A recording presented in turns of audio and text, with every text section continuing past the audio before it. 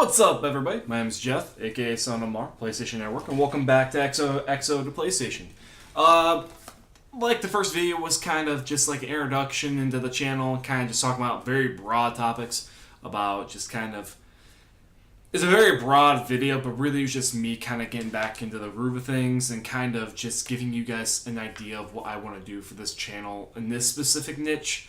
But I do have an idea of other aspects. This is just going to be a part of what I want to do. In fact, if anything, I'm going to be talking to Kyle more about bringing Weiho Gaming back a little bit more, and we're going to start trying to do more game reviews and things like that, and more playthroughs, hopefully. Probably not nearly as much as we used to, not as much as I would like, but that's a whole other topic for another time. Today's episode, if you can't tell from the title, is Sucker Punch, Part 1. So I want to talk about Sucker Punch today in the form of what are they up to, where they've been, where they're going, things like that. So this first part is going to be focused on their past. I want to talk about where they've been, what influence they've had, things like that, why Sony kind of picked them up, etc., etc., etc. The second part will deal more with the future aspect. So part 2 on Friday will talk more about, hey, this is where they're going, this is where they're kind of going to end up, things like that. And yeah. So let's dive right into things, shall we? So I've actually done some note taking. Granted, some of this information I've taken, from Wikipedia and going to their website and things like that. And I didn't want to bore you guys because I didn't want this to be like a research assignment for me and just like basically a throw up episode for you guys. Just be like, oh, cool, this is the history of them. But I do think the history is important to recognize where they started for part 3. Not part 3, part 2 of this for Friday. And on top of that, their history kind of does have a lot to do with the games they've made and where they were. So for starters, Sucker Punch Studios, they've always had the same name. And they are located in Bellevue, Washington, in the United States. Which is not too far away from Seattle. I forget how far away it is, but it's relatively decently close. And they've been stationed there pretty much the entire time they've been a studio. They were founded in 1997. They are the majority of the people that founded Sucker Punch and a lot of the people that ended up being the main contributors to the creation of the studio. They are actually people that used to work at Microsoft. And it's funny, their history basically is they created their name because the focus group woman that they spoke to about the name of the studio, basically one of the names of the studio was Sucker Punch. And she did not like that name. She didn't think it would resonate. And they basically thought, the main people that picked the name, they're like, well, she's not the demographic we're looking for. And she wasn't. I mean, she was a... not to sound derogatory, but I mean, back in the 90s, she was a middle-aged woman, upper class and everything like that, so she wasn't really all that vested, at least at the time, into games. So they went the opposite direction, we're going to cater towards, my generation, the kids in the 90s that are going to grow up playing the Crash Bandicoots and eventually the Sly Coopers. So what name sounds badass? Let's go with Sucker Punch. And lucky for them, it worked out. It was a really awesome name. And lucky for them, I mean, middle-aged people, women and men, are becoming more and more gamers anymore anyway, so it's just kind of working out that the times are kind of going that way anyway. So they were founded and everything. They are primarily housed around, anymore right now, they have about 100 to 110 employees, sometimes more, and that's usually how studios go. You'll get more people in your studio the longer you're around. Or not the longer you're around, but usually you hire on more people, like anywhere between 30 to maybe even 50 people to your studio to help finish up a project. Uncharted did that with Naughty Dog. They hired on some people to help ramp things up so they could get finished by May. Sucker Punch heavily did that. Unlike Naughty Dog and Guerrilla, where they hired maybe 10 people and then those are contract based. Sucker Punch had the unfortunate task of being a launch party title for the PS4, so they had to do a major hiring in order to do the game in time. They had to hire they had to hire contractors out for the making of Infamous Second Son. The game in the background right now is First Light, which they didn't need really as many people for, mainly because it was a smaller expansion kind of game.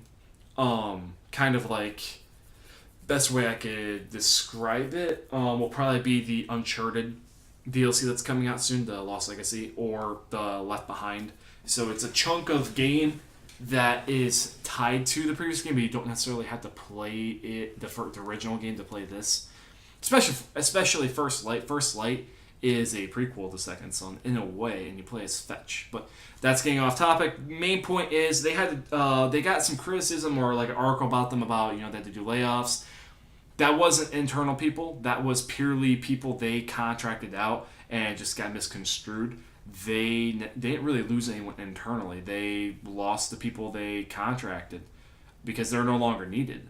And that's the way of the business. I mean, you contract out, and if you're lucky and you're good enough at what you do, you get hired on permanently. That's just mainly how the industry works.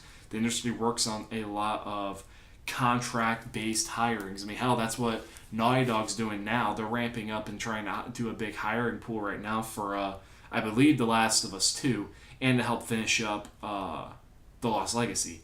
And if certain people that are hired on to finish The Lost Legacy are good at what they do, they get a more permanent status with the company, and they'll be able to work on The Last of Us Part 2, which would be sick.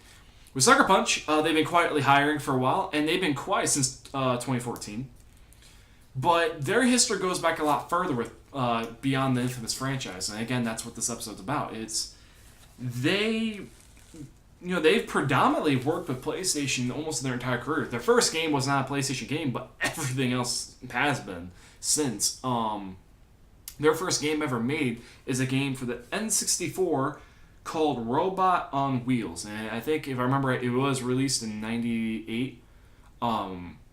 It was a great game. It was one of the first action platformers to use a physics-based engine for the game production, the game world that was used inside of it.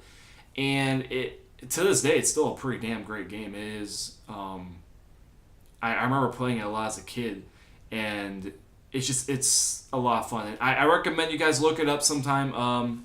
If I wasn't doing these videos through the PlayStation 4, which is the easiest way to allow me to do videos, I would. And if I had more time, if I wasn't working full time, I would probably try and dig up an N64 somewhere along with some camera equipment and record it, because it is just an awesome game. I would love to play it again sometime. But anyway, that was our first game, and pretty much that put them on the map. And right away, basically, right after that, Sony approached them about basically making first-party games for them. And and essentially after that, Sucker Punch became a very close second party, much like Insomniac was and still is for PlayStation. That's what Sucker Punch ended up becoming. They became a very tight second party to Sony and made a lot of exclusive games for them. With Insomniac, they made the Ratchet and Clank franchise. They made they're currently making the new Spider-Man game, and they even made the most recent reboot, remake, whatever, of Ratchet and Clank, which is sick. Much in the same vein, Sucker Punch made the Sly Cooper franchise, 1 through 3, during the PS2 era, as a second party predominantly. And they were officially acquired by Sony in 2011, August 2011, as a first party. That was when they were acquired, and that's pretty much when things really started to pick up for Sucker Punch, because not only did they have, obviously, the first-party backing and influence of Sony, but they were even encouraged to go in a little bit more of a different direction with Sly Cooper, in the form of not doing Sly Cooper again for a while, which I'll touch on here in a moment, but Sucker Punch walked away from doing Sly Cooper and ended up making a brand new IP in the form of Infamous. And Infamous was an amazing game, and it still is. And the second one's one of my favorite ones on the PS3 ever. And it's basically a superhero game. It's a superhero game flat out. And the second one came out, and the expansion came out called Festival of Blood, which has like a vampire non-canon storyline for Infamous Second Son in the Bayou, and it's awesome as well. overall, that Infamous was a new chapter for Sucker Punch, much like Uncharted became a very important chapter for Naughty Dog.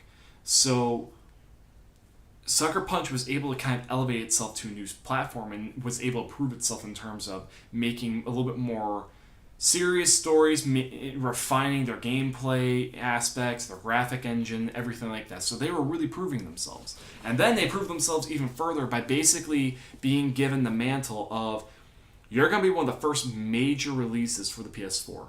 We're having Knack, which ended up, getting critically meh. But I don't know about a lot of you guys. I actually kind of dug Knack and what it tried to do. I was disappointed with some of the aspects of it, but overall, I am actually kind of glad we're getting a sequel to it, because I think it does have a lot of territory to mine as a game.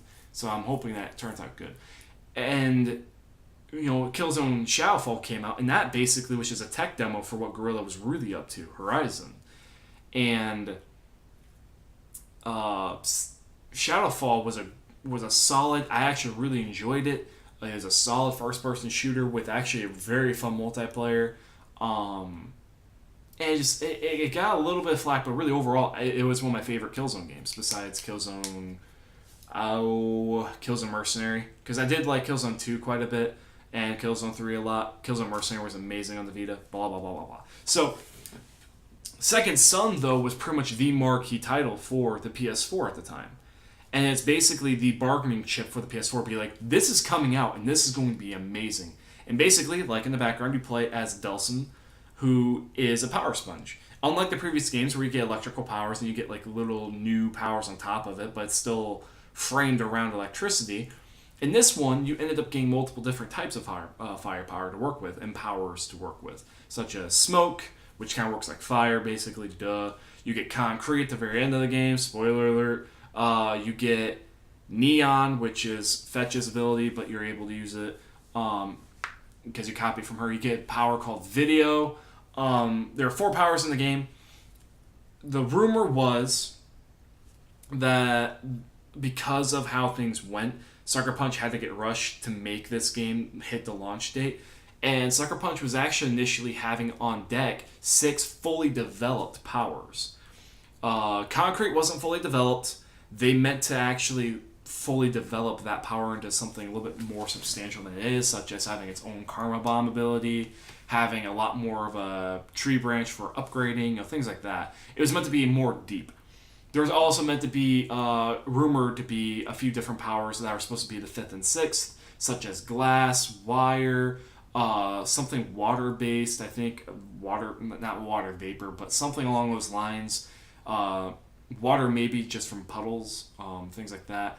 And there are a number of other powers I can't name off the top of my head, but that was a rumor. Paper, wire, glass. Those are some big ones.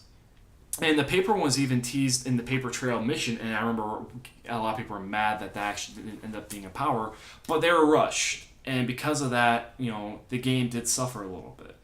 But that said, Second Son was a proving ground for their engine. The engine in Second Son is amazing. It's beautiful, it's gorgeous, it runs very well. It makes me excited. It's kind of like what Shadowfall did for me and what it proved to be in Horizon. The Decima engine was first shown off in Shadowfall, and it looked amazing. But then you see it in Horizon now, and it's like, holy shit, that's what this engine can do. So that kind of ties into, what Friday's episode is going to be. What exactly is Sucker Punch up to? And what is their engine going to really be capitalized on in terms of a new game?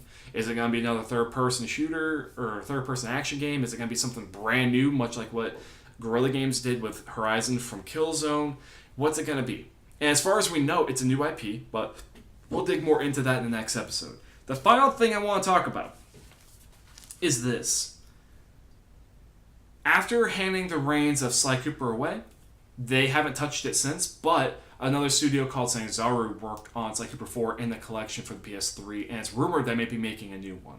But that's another topic I'll talk about another time. But in essence, Sucker Punch is up to something.